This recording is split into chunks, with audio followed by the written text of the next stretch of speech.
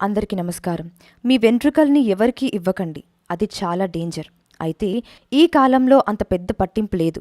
అంత భయం లేదు. కానీ ఒకప్పుడు జరిగిన సంఘటన గురించి మీకు చెప్తాను. కొన్ని సంవత్సరాల క్రితం జరిగిన సంఘటన స్వాతంత్రానికి పూర్వం బ్రిటిష్ హయాంలో జరిగిన సంఘటన గురించి మీరు వినండి.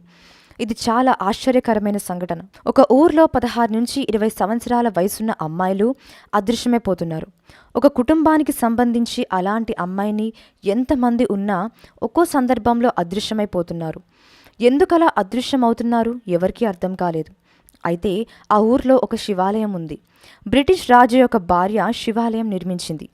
సాధారణంగా అందరు అక్కడికి వెళ్ళి దండం పెట్టుకుంటారు తప్ప ఆ శివాలయం ఒక మహత్యం అక్కడున్న వారికి తెలియదు. ఈలోపు ఈ అమ్మాయిలు అదృశ్యమవుతున్నారు. మా ఊరు వారికి ఏం చేయాలో అర్థం కాలేదు. ఎంతకీ సమస్య పరిష్కారం కాకపోయేసరికి బాగా మంత్రాలు తెలిసినటువంటి బాబా దగ్గరికి వెళ్లారు. నిజానికి అతను గొప్ప మాంత్రికుడు. సమాజంలో మంచి చెడు రెండూ ఉన్నట్లే ఈ తాంత్రిక శక్తిలో కూడా మంచి విషయాలు ఉన్నాయి, చెడు విషయాలు ఉన్నాయి. ఈ బాబా మంచివాడు. అతని దగ్గరికి అందరూ వెళ్లారు. వెళ్ళి అక్కడున్న పరిస్థితిని వివరించారు. అప్పుడు ఆ బాబా ఇదంతా కూడా తాంత్రిక శక్తి, ఎవరో బ్లాక్ మ్యాజిక్ చేస్తున్నారు, క్షుద్ర పూజలు చేస్తున్నారు అని చెప్పాడు. దాంతో ఊరి వారందరూ భయపడ్డారు. ఇంతలో ఒక అర్ధరాత్రి ఒక మహిళ ఊర్లో నగ్నంగా నడుచుకుంటూ వెళ్తుంది. అడవి వైపు నడుచుకుంటూ వెళ్తుంది. దాన్ని ఒక వ్యక్తి చూశారు. అప్పుడు ఇదంతా నిజమని ఆ వ్యక్తి నమ్మాడు. జరిగిందంతా బాబాకి చెప్పారు.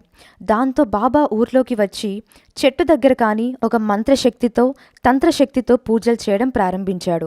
ఆ చెట్టుని తన దగ్గర ఉన్నటువంటి హంటర్తో విపరీతంగా కొట్టాడు. ఊర్లో వాళ్ళకి అర్థం కాలేదు. అప్పుడు బాబా ఎవరైతే క్షుద్ర పూజలు చేస్తున్నారో మళ్ళీ దెబ్బలు భరించలేక ఇక్కడికొచ్చి పడతారు అని చెప్పాడు. అందరు ఆశ్చర్యపోయారు. అలా ఎలా జరుగుతుందని అన్నారు.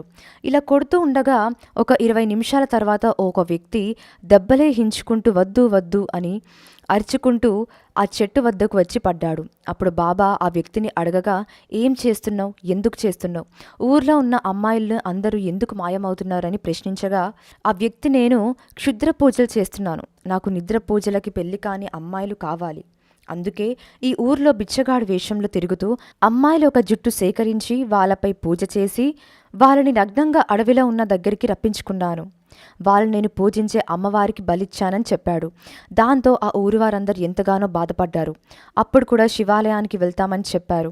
ఆ శివాలయం క్షుద్ర పూజలు పారద్రోలు శక్తివంతమైన శివాలయం అని చెప్పారు. ఆ బ్రిటిష్ వ్యక్తి యొక్క భార్య కూడా ఇలానే బాధపడుతుండడం వల్ల ఆ క్షుద్ర పూజలు విరుగుడు కోసమే ఈ శివాలయాన్ని నిర్మించారు. ఆ క్షుద్ర శక్తుల వంశ పార్యపరంగా ఇతను కూడా ఈ పని చేస్తున్నాడు.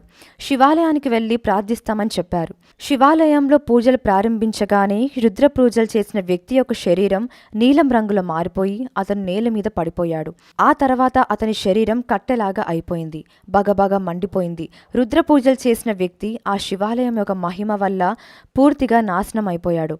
జనాలందరూ సంతోషించి తిరిగి ఇళ్లకు వెళ్లి స్నానం చేసి వచ్చి మళ్లీ శివాలయంలో పూజలు చేసి శివాలయంలో జాతర జరిపించారు. ఇలా ఆ శివాలయం మహత్యం అందరికీ తెలిసింది. ఈ వీడియో గనుక మీకు నచ్చినట్లయితే లైక్ చేయండి, షేర్ చేయండి, సబ్స్క్రైబ్ చేయండి. మరిన్ని ఇంట్రెస్టింగ్ అప్డేట్స్ కోసం మా శ్రీ భక్తి ఛానల్ని ఫాలో అవ్వండి.